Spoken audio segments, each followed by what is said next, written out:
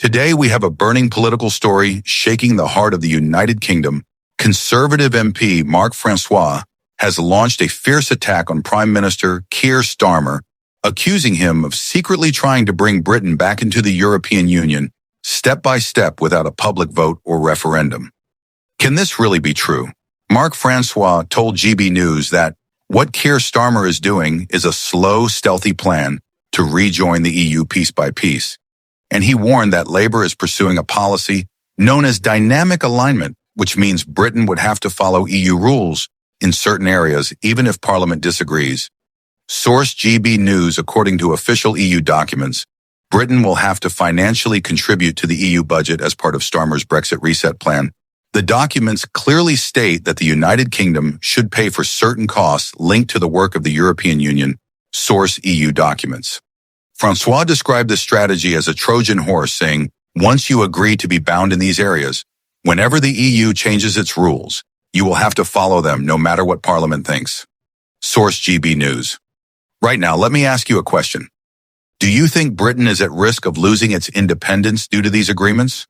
Do you support aligning with EU rules, or should the UK stay fully independent? Share your thoughts in the comments below because your opinion matters.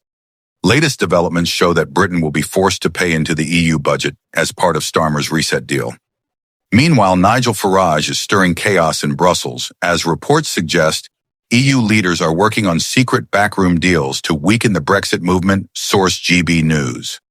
Francois also revealed that Labour removed a key oversight body known as the European Scrutiny Committee about 6 months ago. This committee used to carefully review every EU-related proposal under the leadership of Bill Cash. He claims Labour abolished it on purpose to make such deals easier to push through. Source GB News. Francois criticized the Labour manifesto, saying it was vague and never openly mentioned dynamic alignment or giving up fishing rights or returning to being a rule-taker. He believes that the British people were never asked for their approval on these critical decisions. Source GB News.